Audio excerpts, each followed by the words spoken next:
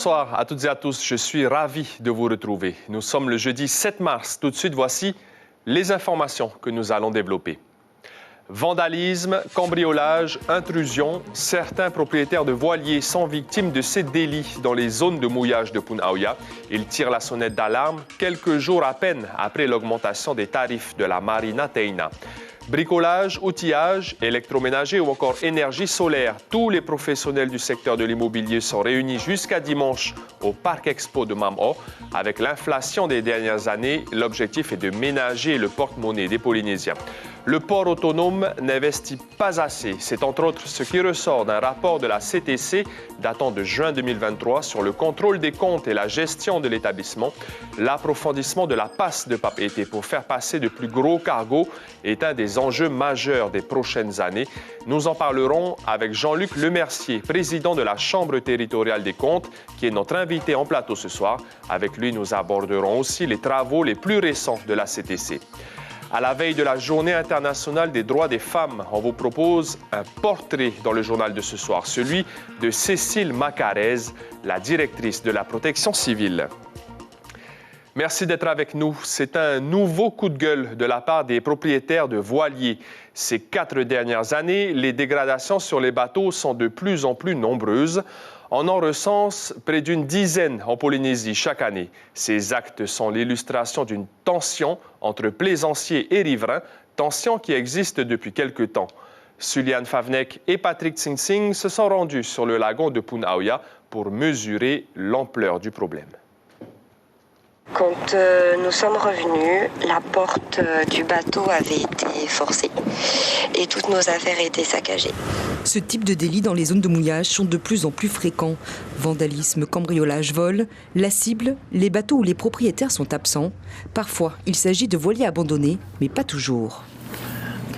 Ça n'arrive pas si souvent, mais ça arrive. Le problème, c'est est-ce que c'est une épave ou est-ce que ça n'en est pas une? Est-ce que le bateau a un propriétaire et qui a dû partir ou s'absenter du territoire? Ça arrive.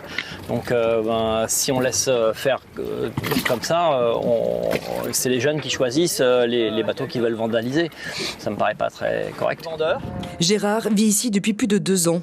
Il a été témoin de dégradation par les jeunes, dit-il, qui s'en sont pris à une épave. S'il n'excuse pas le geste, il comprend le ras-le-bol.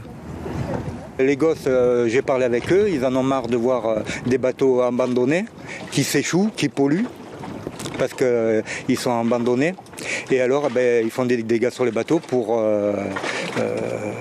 que les propriétaires s'occupent de leurs bateaux. Ces actes illustrent la relation entre plaisanciers et riverains. Des tensions qui ne sont pas nouvelles, mais qui s'accentuent au fil des ans. Manava s'est installé dans la baie de Fa'a'a depuis 1 an. Les loyers à terre sont trop chers, alors il a opté pour le bateau. Mais aujourd'hui, il se sent attaqué de toutes parts. Des loyers de corps-morts qui ont plus que triplé et une réputation imméritée. Ce qui est malheureux, en fait, c'est qu'on ne comprend pas pourquoi le port autonome décide d'augmenter autant le tarif pour des gens qui vivent à bord et qui, justement, permettent d'avoir une certaine sécurité. Le fait d'avoir plein de gens sur le lagon pendant la dépression nappe, alors que les activités dans le lagon étaient interdites. Il m'est arrivé d'aller chercher 2 gars en pirogue qui ont fini contre le récif. Les gens ont tendance à penser que les voileux, c'est des gens qui viennent se planquer, accrochés au système et qui ne dépensent pas d'argent et qui sont là pour dégueulasser en fait notre lagon. Je sais qu'il y en a certains qui sont juste de passage. Mais si on regarde bien, tous ceux qui ont leur bateau en pays grec comme moi, on est allé à la DAF, on a payé nos impôts, on paye tout comme tout le monde. Le vivre ensemble est difficile, mais tout n'est pas perdu. Organiser des visites, rencontrer les riverains, se réunir plutôt que se diviser, les plaisanciers souhaitent apaiser les tensions. La 20e édition du Salon de l'Habitat, organisé par DB Tahiti, a ouvert ses portes aujourd'hui au Parc Expo de Mam'o. L'événement s'y tient jusqu'à dimanche avec près d'une centaine d'exposants. Bricolage, piscine, ameublement, électroménager ou encore énergie solaire. Il y a de tout, mais attention, dans ce contexte d'inflation, ce ne sera pas à n'importe quel prix. Chiquita Teiva et Jérôme Lee. Une construction durable, si possible à un prix compétitif, c'est ce que recherchent les Polynésiens comme Tinirau. Sur le salon, il arrive plus ou moins à trouver son bonheur. On doit comprendre les prix avec de tous les maisons, surtout en kit, c'est plus facile à faire. Sinon, il faut pour faire une maison avec des travailleurs, il faut payer tout avec une maison kit, c'est une maison qu'on peut payer. Sylvie aussi a fait le déplacement de Mouria. Elle a opté pour une maison en bois avec des critères précis. La qualité, et quelque chose en bois. Je veux en bois et le prix, bien évidemment. Oui, il y a plusieurs facteurs et quelque chose de sérieux et solide. Avec l'inflation, difficile pour les entreprises de baisser les prix à la vente. Cette enseigne commerciale de l'OPH a pu écouler une quarantaine de maisons l'an passé, tout en maîtrisant les surcoûts. Quand les produits sont commandés, elles sont mises à contribution à l'imposition, à des taxes, ensuite il y a des intermédiaires. Voilà. Et je pense que l'OPH a fait un très gros travail pour maîtriser, cet impact. Ce phare aussi livré clé en main attire les regards. Son design minimaliste a de quoi séduire, mais pas seulement. Notre produit phare, en fait, c'est le shelter qui est un module compact avec une petite terrasse. On essaie d'optimiser avant tout sur l'espace pour réduire les coûts de la construction. Des matériaux plus résistants font également leur apparition. Ici, une imitation de fer à béton en fibre de verre, résine et époxy, 4 fois plus léger. Elle ne rouille pas et toujours à un prix défiant toute concurrence. On est arrivé à avoir un prix similaire à l'armature métallique, le ferraillage, malgré, comme tu dis, le fret et aussi les droits d'entrée. Le but à l'avenir, ce serait d'avoir un produit détaxé, comme le fer béton. Le salon de l'habitat et ses bonnes affaires, c'est jusqu'à dimanche. Le port autonome de Papeete doit s'adapter aux changements liés à la mondialisation et investir. C'est en résumé ce que relève la Chambre territoriale des comptes qui a examiné les comptes et la gestion de l'établissement public industriel et commercial au cours des exercices 2018 et suivants. Elle pointe un défaut de vision stratégique qui handicape à plus d'un titre le port autonome. On voit cela dans notre dossier de la rédaction signé Caroline Fari et Sandro Ly.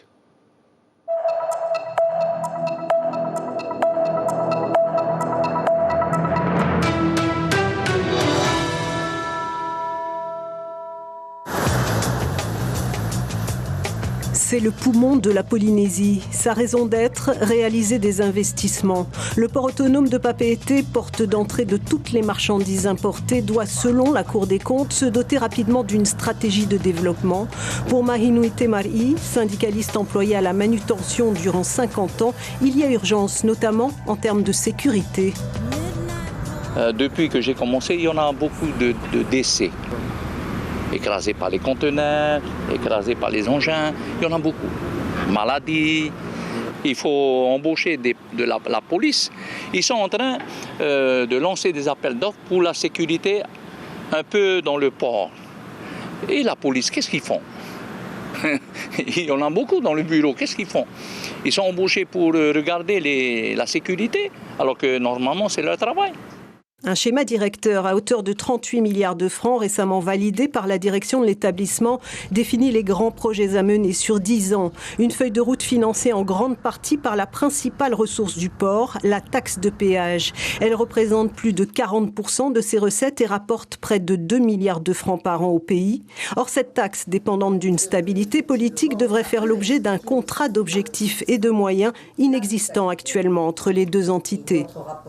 La particularité qu'a la taxe de péage en Polynésie française, c'est que c'est une délibération de l'Assemblée qui l'a votée et aujourd'hui son affectation est intégralement reversée au port autonome. Le sens de notre rapport était essayons de pérenniser le financement du port autonome en rappelant quand même qu'une des données nouvelles qu'il y a dans ce rapport, c'est que le port autonome a contracté auprès d'un pool bancaire aujourd'hui un emprunt au total de 8 milliards de francs pacifiques qu'il devra évidemment, selon des échéances annuelles, rembourser.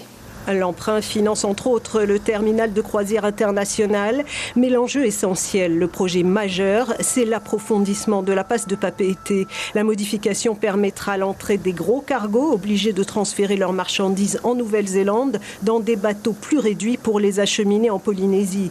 Résultat, des coûts de transport supplémentaires et au final, des prix à la consommation plus élevés pour la population. Ça nécessite effectivement un travail préalable à l'arrivée. Après, ce qui est important aussi d'observer, c'est que la Polynésie française est en bout, on va dire, de lignes maritimes. C'est-à-dire qu'après la Polynésie française, il n'y a pas d'autre port à desservir. Donc les gros armateurs aussi ont cette question de la sécurité de l'approvisionnement de la Polynésie. Cette position, j'allais dire, dans le globe de la Polynésie française doit aussi être prise en considération par rapport aux éléments que nous venons d'évoquer. Autre recommandation de la CTC, une réforme de la politique tarifaire du port autonome, en sommeil depuis plus de 15 ans, qui a conduit à l'augmentation de 250% des tarifs d'amarrage à la Marina Taina, une décision qui surprend au sein de la CTC. Ça ne voulait pas dire d'avoir une réforme non concertée. Nous laissons le conseil d'administration du port autonome et les dirigeants du port autonome libres des modalités d'application de cette recommandation. Nous n'avons pas fixé d'objectifs chiffrés, etc.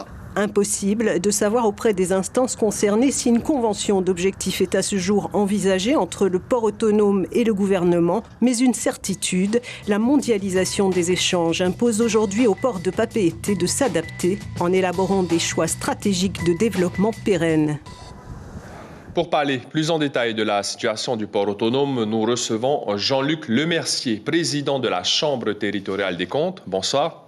Merci. Bonsoir, Yaorana. Merci d'avoir accepté notre invitation. On retiendra du rapport de la CTC publié en milieu de l'année dernière que le port autonome n'investissait pas assez, en tout cas n'a pas assez investi depuis 2018 au regard de la place centrale qu'il occupe dans l'économie polynésienne. Est-ce que ça va changer?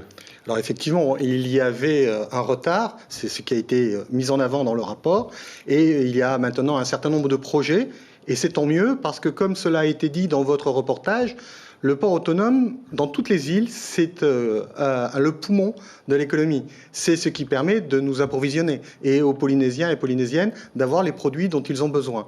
Donc, pour que cet outil reste compétitif et reste en bon état de marche, eh bien oui, il faut investir. C'est le cas avec notamment des projets sur le quai long, avec un projet sur un petit quai de cabotage, puis avec le terminal. L'approfondissement de la passe de Papeete, ça c'est vraiment un gros enjeu.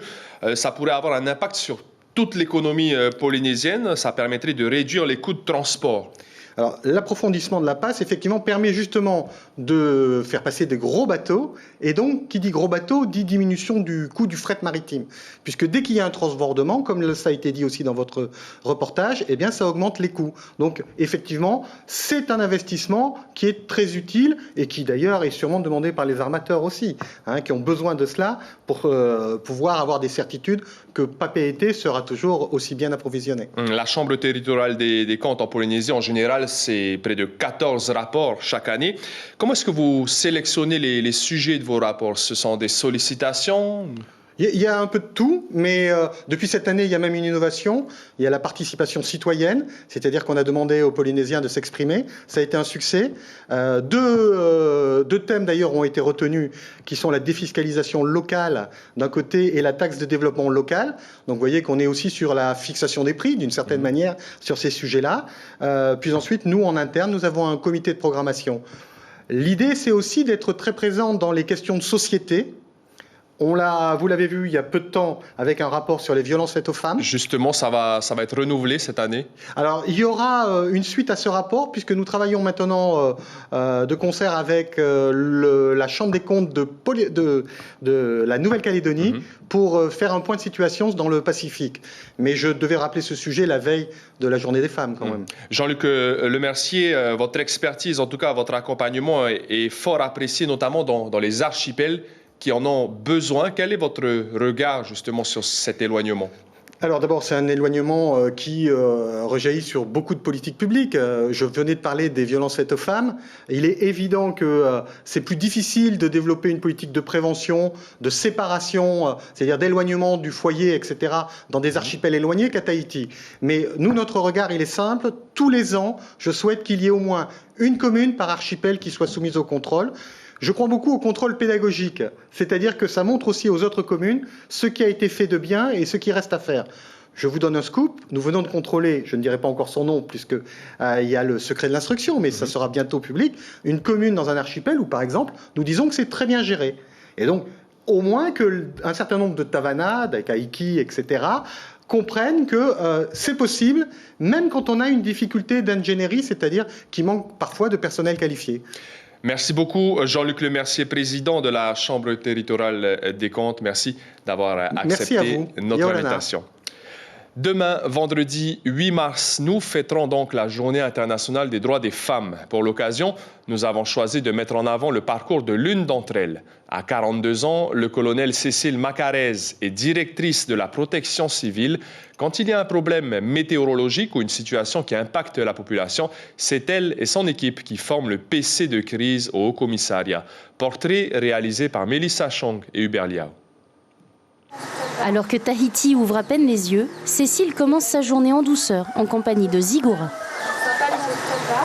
Ça me fait un bien fou. En fait, tu vois, je sais que j'ai une grosse charge de journée qui m'attend. Parfois des moments un peu compliqués, parfois des très gros emplois du temps, des déplacements. Et c'est la zone de décompression, c'est l'équilibre en fait. Pour la directrice de la protection civile, ces moments d'évasion sont essentiels pour gérer sereinement des situations de crise et la famille n'est jamais bien loin. Si je peux aller à 6h du matin faire du cheval et ensuite enchaîner une journée de travail comme je fais, avec les responsabilités que tu connais, c'est mon mari qui est là, à mes côtés, tu vois, qui s'occupe de ma petite fille, qui s'occupe de m'accompagner tout au long de mon parcours. Et je voulais dire ça, c'est très important. Sinon, je pourrais pas le faire, tu vois. Pied à l'étrier et bien en selle. À 42 ans, Cécile sait tout autant tenir les rênes au poste de commandement du Haut-Commissariat. J'ai remis des choses particulières dans tes exercices, formations, tout ce qui est planification, des points de vulnérabilité. La Polynésie française l'a accueillie en août 2023. Catastrophe naturelle, panne générale d'électricité ou encore situation de crise, la tête pensante pour déployer les moyens de secours adaptés, c'est elle, toujours en collaboration avec les maires, le président du pays et le haut-commissaire. La colonelle est assez directive et on sait où elle veut aller, donc c'est très appréciable au quotidien puisqu'on a une limite gauche, une limite droite et on sait dans quelle direction elle veut aller, tout en ayant la bienveillance que l'on attend en tant que subordonné. Le fait que Cécile soit une femme, ça ne change absolument rien dans l'approche qu'on a, dans le binôme de direction qu'on constitue. On travaille de manière identique au fait que précédemment on avait effectivement un directeur, maintenant c'est une directrice. Pas de changement. Ce qui est important, c'est la confiance qu'on s'accorde l'un l'autre et puis le travail en complémentarité qu'on peut avoir sur notre poste. Cela fait 20 ans qu'elle est au service de la population avec toujours une oreille attentive à son équipe. Valérie, merci pour la logistique. Chaque personne est extrêmement importante dans la vie que tu vas prendre. Je te disais régulièrement quand on échangeait ensemble, j'aime tenir compte de leur avis, même si c'est moi qui décide et qui ensuite propose à la directrice de cabinet ou au commissaire. Je recueille l'avis de mes équipes. Des fois, je leur dis, vous pouvez corriger tel ou tel truc. Je ne me repose pas que sur moi-même. Être bien dans sa peau sans vouloir celle des autres, cette doctrine, Cécile se l'est entièrement appropriée avec humilité. L'information principale de ce jeudi, les propriétaires de voiliers en ont ras-le-bol. Depuis plusieurs années, des dégradations sur les bateaux sont régulièrement relevées, des hublots sont cassés, des coques taguées, des cabines visitées. Les zones de mouillage dans le lagon de Punaauia sont particulièrement visées. Ces actes délictuels sont l'illustration d'une tension entre plaisanciers et riverains. C'est la fin de ce journal. Merci pour votre fidélité. À partir de demain, retrouvez Cybèle Plichard pour les journaux. Passez une excellente soirée et prenez bien soin de vous.